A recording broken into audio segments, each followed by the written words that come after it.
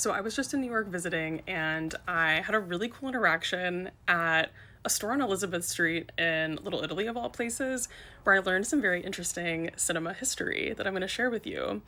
So, right behind me is 253, I don't know why I just said the government name, Elizabeth Street, which is this brownstone right here.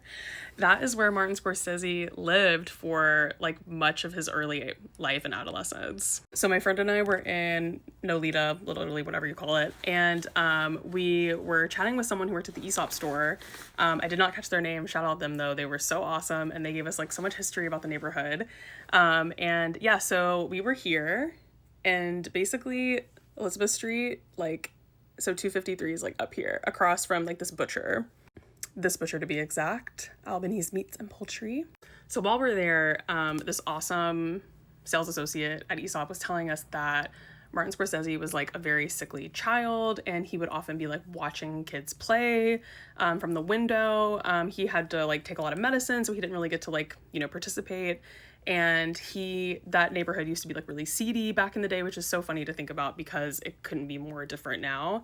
And so he would sort of like watch, apparently mobsters go into like this butcheria and like on the street and stuff, and would like come up with his stories. Maybe, I don't know if he's ever said this in interviews, but yeah. So yeah, I did some digging, and yeah, basically like, I mean, I believed her, but like all of this was true. So this actually inspired his film Italian American, which I still haven't seen. I really need to see that. And obviously so many of his movies that delve into, mafia culture and like the paranoia and everything of like living in New York City in this time. And yeah, I just really resonated with that. I thought that was a really cool piece of like cinema history. I thought it was really beautiful that his like family would take him to movies, and that his dad was like a huge cinephile and like movie lover, and that's what got him into movies.